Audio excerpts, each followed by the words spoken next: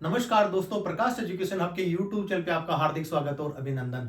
Junior accountant कनिष्ठ लेखाकार भर्ती परीक्षा 2023 जिसकी संभावित तिथि 11 फरवरी 2024 का इसका एग्जाम्स कंडक्ट होने वाले हैं, उसी के संदर्भ में आज हमारी क्लास है वो आपकी इकोनॉमी बेस्ड है। और बहुत सारा पोर्शन जो है आपके पेपर्स के अंदर इंडियन इकोनॉमी, इसके अलावा राजस्थान इकोनॉमिक्स में भी प्रश्न पूछे जाएंगे। तो आज हमने जो क्लास तैयार करी, जो सेशन तैयार करा है, वो इंडियन इकोनॉमी से संबंधित है। और मैं आशा और विश्वास के साथ ये कह सकता हूं कि जो प्रैक्टिस सेट हमने जो तैयार करा है वो काफी आपके साथ में लाभदायक सिद्ध होने वाला है। तो बढ़ते हैं पहले प्रश्न की तरफ और देखते हैं। राजकोषीय नीति का निम्न में से कौन सा एक उद्देश्य नहीं है? राजकोषीय जो नीति है,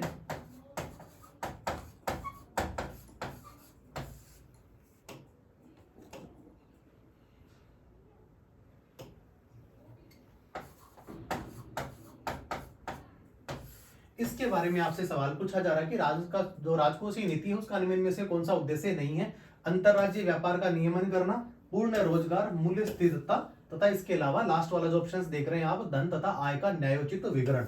तो ये जो मैं आपको बताता चलूं कि राजकोषीय नीति है उसके अंदर सरकार के आय और व्यय से लेखों से संबंधित सारी जो नीति है उसको निर्धारित किया जाता है कि एक साल के अंदर सरकार कितना पैसा खर्च करने वाली है और सरकार की कितनी आय होने वाली। इसके साथ में ऋण और ऋणार्थ प्रबंधन जैसे विषय होते हैं, इसको राजकोषीय नीति में शामिल किया जाता है, जहां सरकार के द्वारा विकास से संबंधित, इसके अलावा लोक कल्याणकारी राज्य की अवधारणा को साकार करने के लिए जितनी भी योजनाएं सरकार के द्वारा चलाई जाती है उसके बारे में राजकोषीय नीति का उल्लेख सामान्यतः किया जाता है। तो इसके अंदर तीनों चीजें हैं वो बिल्कुल सही है। पूर्ण रोजगार की तरफ भी सरकार अग्रसर रहती है, मूल्य स्थिरता के बारे में भी बात करती है और इसके अलावा धन तथा आय का न्यायोचित वितरण भी करती है। लेकिन अंतर जो राज्य व्यापार का जो नियमन है वो राजकोषीय नीति के अंदर इंक्लूड नहीं होता है। तो इसका जो आंसर हो जाएगा, जो निम्न में से उद्देश्य नहीं है, आप देखना कि जो नहीं और है इसी को आपने पहचानना है। तो अंतरराज्यीय जो राज्य का जो व्यापार है उसका नियमन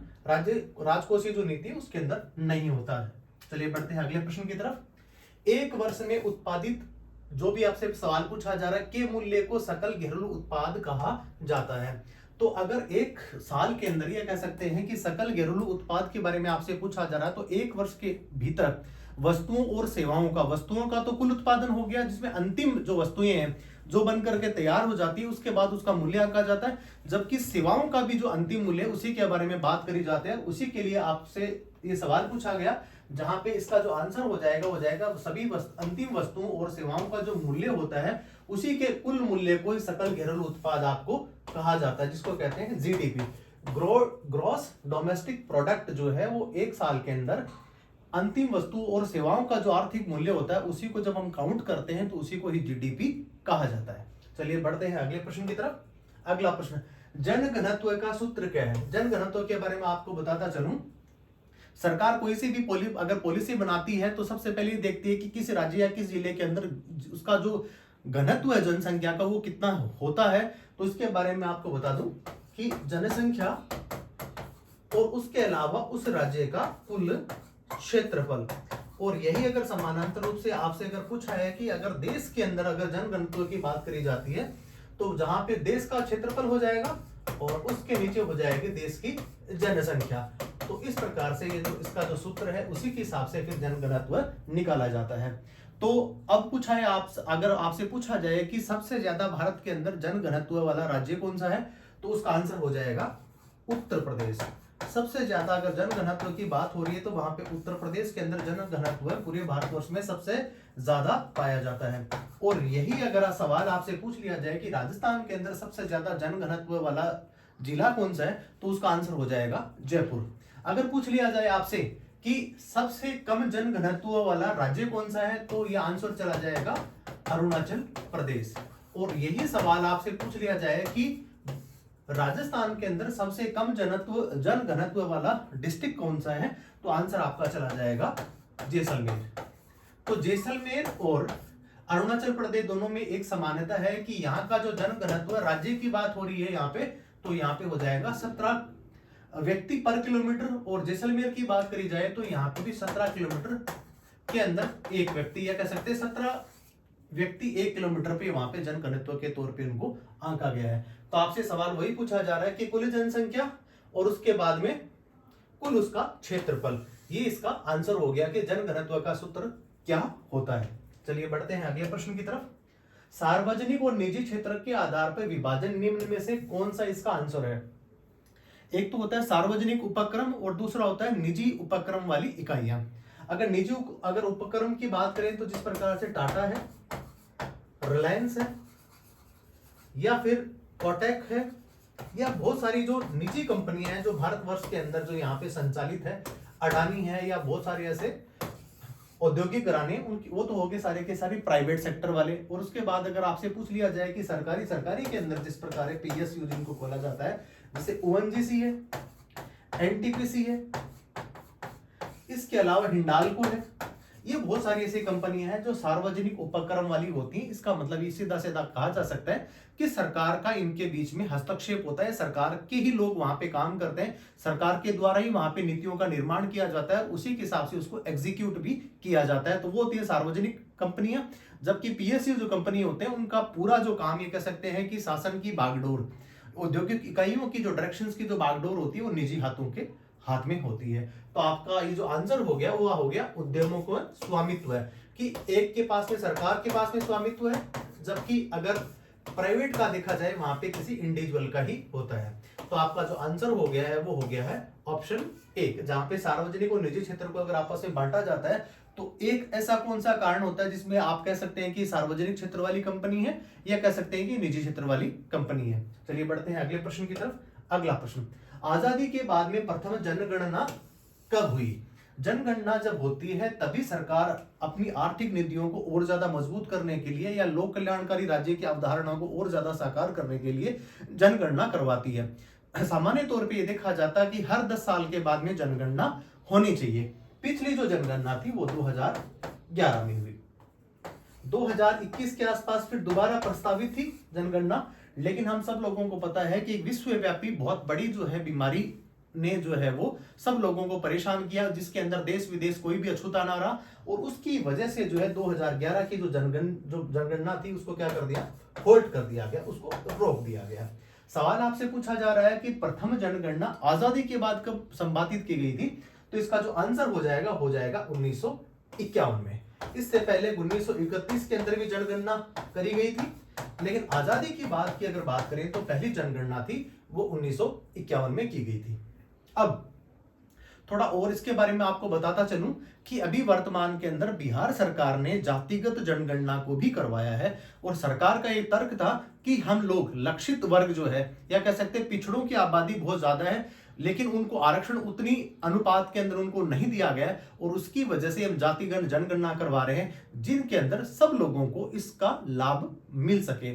और इसी की तर्ज पे एक नया और राज्य और जिसके बारे में आपको बताता चलूं, आंध्र प्रदेश ने भी अभी एक वादा किया अपने मेमोरेंडम के अंदर, कह सकते हैं कि घोषणा पत्र में, उसमें उन्होंने बताया है कि हम पिछड़ों की सिर्फ क्या करने वाले हैं, जातिगत जनगणना करने वाले हैं। तो आपका जो आंसर हो जाता है कि आजादी के बाद प्रथम जनगणना कब हुई थी? तो 1951 में हुई थी। चलिए जान लेते हैं अगला प्रश्न। मुद्रास्फीति के बारे में पूछा जा रहा है, और इन्फ्लेशन के बारे में हम सब लोग जानते हैं, हमारे जीवन के अंदर दैनिक दिनचर्या के अंदर मुद्रास्फीति बहुत बड़ा पार्ट रोल प्ले करती है, कि कीमतों का बढ़ना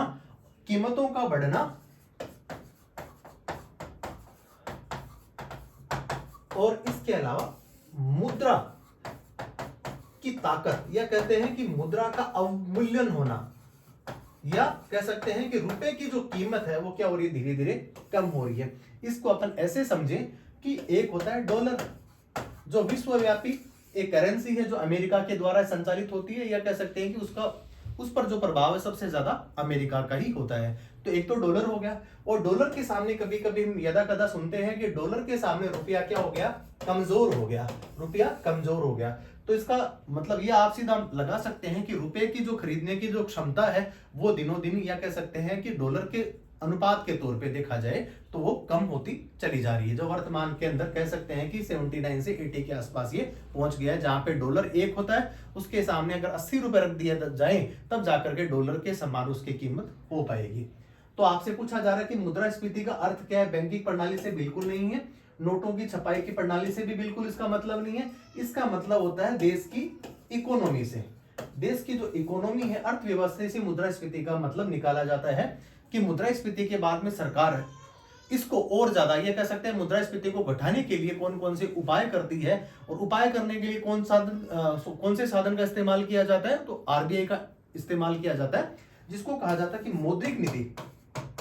मौद्रिक नीति का जो संचालन है वो आरबीआई के द्वारा ही किया जाता है। और सरकार के बैंकर के रूप में भी कोई भी अगर बैंक काम करती है तो उस बैंक का नाम है RBI, reserve bank of India.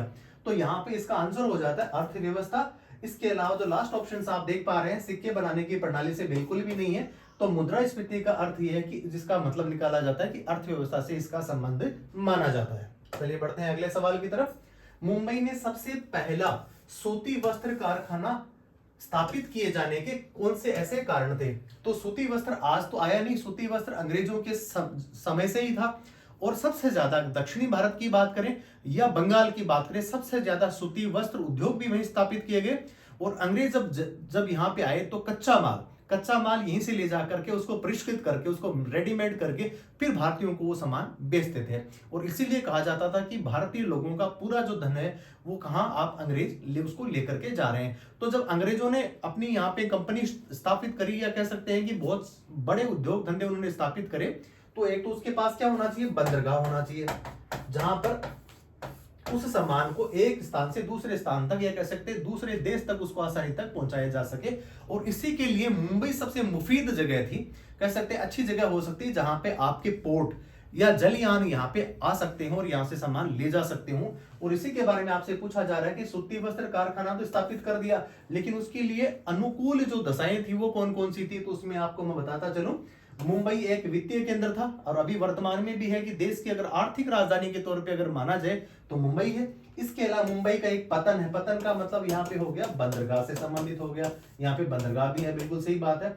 ये कपास उत्पादक क्षेत्र के निकट स्थित है। थोड़ा सा इसको क्या कर दिया गया, चेंज कर दिया गया। कह सकते हैं कि सूती वस्त्र या कपास यहाँ पे तो पैदा नहीं होता, तो कपास पैदा होता था बंगाल में। तो बंगाल के अंदर कपास जो पैदा होता था, महाराष्ट्र में भी होता था, इसके अलावा दक्षिणी राज्यों में भी होता था।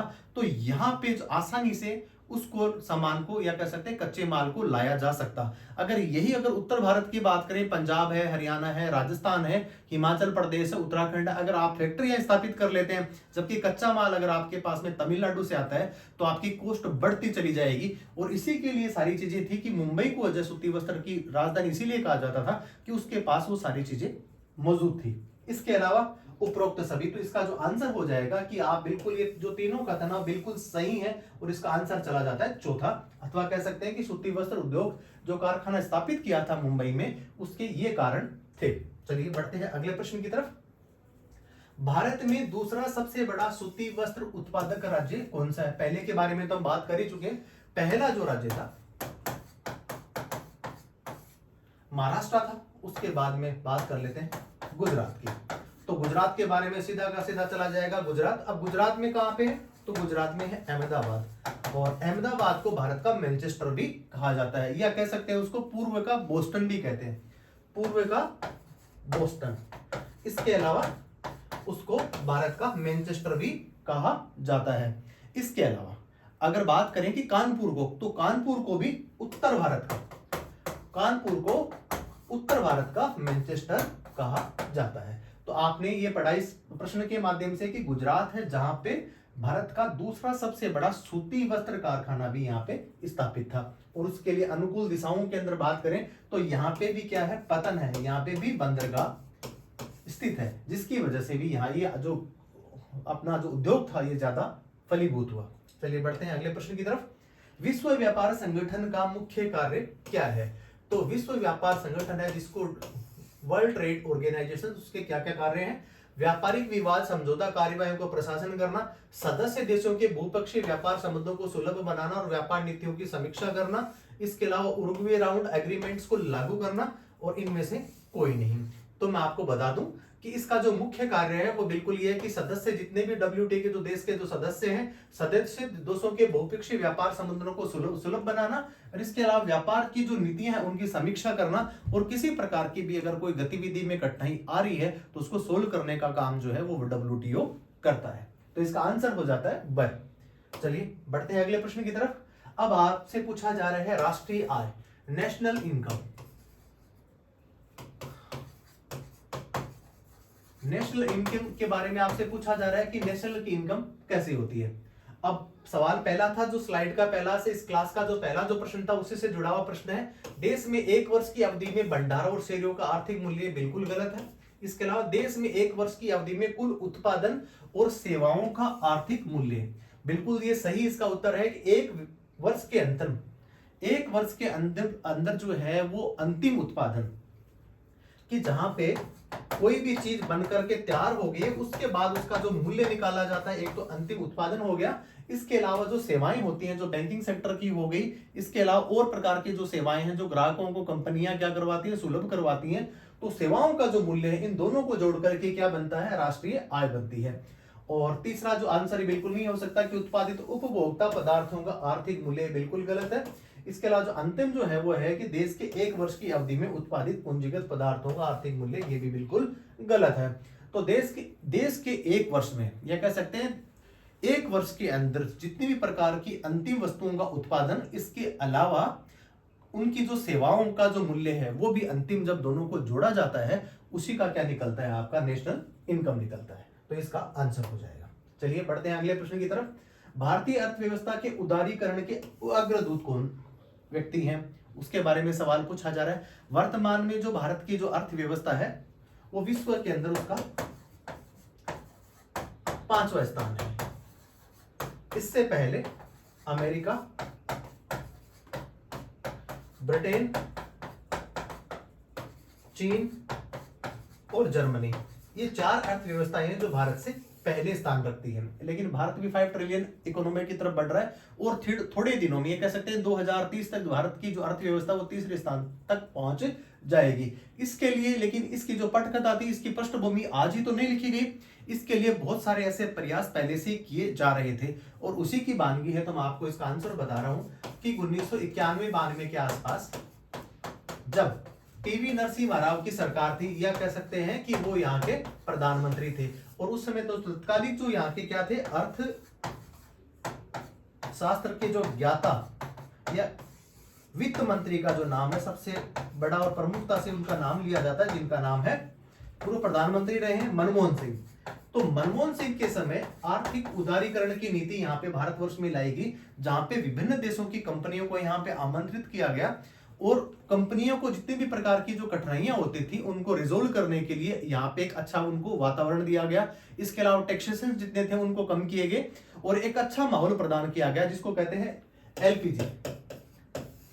तो एलपीजी की जो अवधारणा 1991-92 में आ गई थी और उसी की आप कह सकते हैं उसका परिणाम है कि अब भारत के अंदर बहुत सारी विदेशी कंपनियां यहाँ पे व्यापार कर रही हैं, अपना पूरा सेटअप चेंज कर लिया है और भारत के लिए ही काम कर रही हैं। इसकी जो वजह जो थी उसका कारण था सिर्फ एक व्यक्ति थे, जिनका नाम है डॉक्टर मनमोहन सिंह, जो भारत के पूर्व प्रधानमंत्री थे। 2 बार उन्होंने यहाँ पे एज ए प्रधानमंत्री का टेन्योर उन्होंने यहाँ पे निकाला। पीवी नरसिम्हा राव साहब की सरकार थी। तो ये जो आंसर चला जाता है वो ये है जाता है पूर्व वित्त मंत्री, पूर्व प्रधानमंत्री मनमोहन सिंह। चलिए जान लेते हैं अगला प्रश्न। राजस्थान पर्यटन विकास निगम लिमिटेड की स्थापना कब हुई? तो पर्यटन जो उद्योग है उसको और ज्यादा 4 चांद लगाने के लिए, या कह सकते हैं कि पर्यटन को पंख लगाने के लिए सभी राज्य बहुत भरसक कोशिश करते हैं। और अभी हमने देखा कि तमिलनाडु सरकार ने 20,000 करोड़ रुपए की एक बहुत बड़ा खर्च करने वाली है पर्यटन उद्योग पे, जहां पे पर्यटन के द्वारा लोगों को आकर्षित करने और वहां ज्यादा से ज्यादा लोग तमिलनाडु में उनकी चीजों को, उनके पर्यटन स्थलों को देखने के लिए जाए, जिससे लोगों को आय हो सके और राज्य की अर्थव्यवस्था और ज्यादा मजबूत हो सके। और इसी के लिए तमिलनाडु सरकार ने ऐसा प्रोग्राम चलाया है। मैं बताना आपको चलूं कि भारत के अंदर सबसे ज्यादा अगर कोई विदेशी पर्यटक अगर भारतवर्ष में आते हैं और विजिट करते हैं तो उस राज्य का नाम भी तमिलनाडु है। लेकिन अब राजस्थान के संदर्भ में बात करें कि राजस्थान के अंदर भी वैसे पर्यटकों की कोई कमी नहीं है। सर्दियों के दौरान यहाँ पे जैसलमेर, बाड़मेर और जोधपुर जैसे जो बड़ी जो सिटी है, यहाँ पे पर्यटक सबसे ज्यादा रुक करते हैं। और उसी को ध्यान में रखते हुए, ये आज की बात नहीं है, आज के लगभग 50 साल पहले, या कह सकते हैं 55 साल के आसपास पहले 1 अप्रैल 1979 को यहाँ पे पर्यटन की नीति बनाएगी और यहाँ पे होटल्स इंडस्ट्री को भी डेवलप किया गया। इसके अलावा सरकार के द्वारा भी यहाँ पे होटल इंडस्ट्री अपने द्वारा, यह कह सकते हैं जिसको सार्वजनिक क्षेत्र जो सरकार का होता है उसके द्वारा उसको संचालित किया जा रहा है। तो पर्यटन नीति राजस्थान के संदर्भ में पूछा जाए तो 1 अप्रैल 1979 को पर्यटन नीति राजस्थान की पहली आ गई थी। चलिए जान लेते हैं अगला प्रश्न। राजस्थान में सतत विकास लक्ष्यों को प्रभावी क्रियान्वयन हेतु कौन सा विभाग नोडल विभाग के तौर पे काम करता है? तो मैं आपको इसका आंसर बता दूं, इसका आंसर हो जाता है आयोजना विभाग।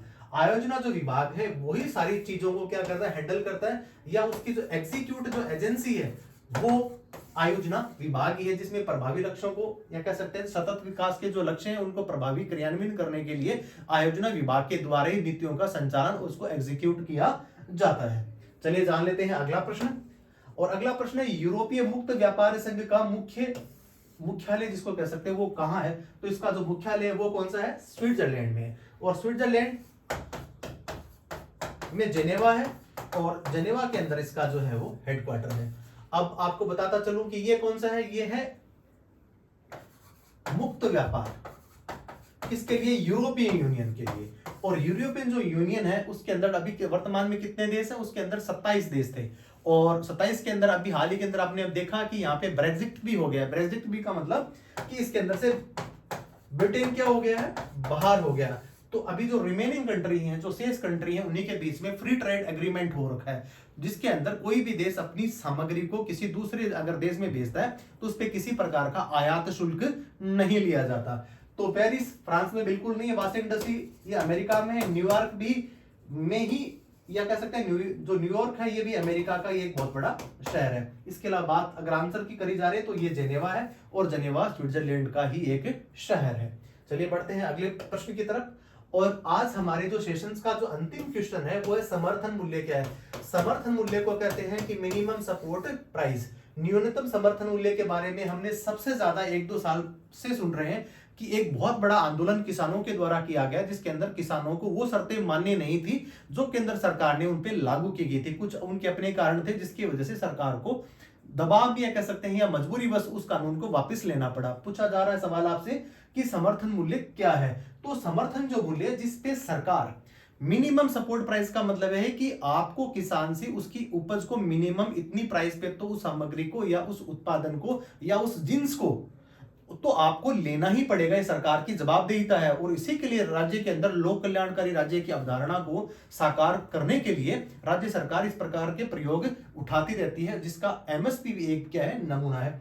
और आपको मैं बता दूं इसका जो आंसर जाने वाला है वो जाने वाला है कि न्यूनतम विक्रय मूल्य जिस पर सरकार क्रय करने का उनको क्या देती है, आश्वासन देती है कि आपको कहीं जगह उसको बेचना नहीं है, सामान को जो आपने जिन्स उत्पादित करी हैं उसको कहीं जगह नहीं बेचना। अगर आप उसको भाव आपका उसका अगर कह सकते हैं उस प्रोडक्ट का भाव नहीं मिल पाता है तो आप हमारे पास में मंडी में आकर के उस सामान को इतनी मिनिमम सपोर्ट प्राइस में तो उसको बेच ही सकते हैं। और हाल ही के अंदर सरकार के ने अभी 5 जो ऐसी जिन्स थी उन पे क्या कर दिया, एमएसपी को बढ़ा दिया गया है, जिसके अंदर सबसे ज्यादा अगर बढ़ाया है तो किस पे बढ़ाया है? कपास पे बढ़ाया है।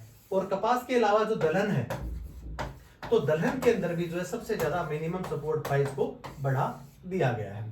चलिए तो आज की इस क्लास के अंदर हमने 15 क्वेश्चंस करे, ये सारे इकोनॉमिक्स बेस्ड थे। इसके अंदर कुछ सवाल ऐसे थे जो राजस्थान से भी संबंधित हो सकते हैं, इसके अलावा इंडियन इकोनॉमी से भी संबंधित हो सकते हैं। तो आपकी जो 11 फरवरी को जो एग्जाम्स कंडक्ट होने वाले हैं उसके संदर्भ में आर्थिक विकास से ये कह सकते हैं इकोनॉमी से संबंधित जितने भी प्रश्न पूछे जाएंगे आपको एग्जाम के अंदर, उन प्रश्नों की तैयारी हम आपको प्रैक्टिस सेट के द्वारा करवाएंगे। तो आप बने रहिए प्रकाश एजुकेशन हब के साथ में, और ज्यादा से ज्यादा अपने जितने भी आपके जो स्टूडेंट्स और जो तैयारी कर रहे हैं उनको भी आप ये वीडियो साझा करते रहिएगा। इसके अलावा आपको इस क्लास का जो पीडीएफ लिंक है वो हमारे डिस्क्रिप्शन में मिल जाएगा। जय हिंद, जय भारत।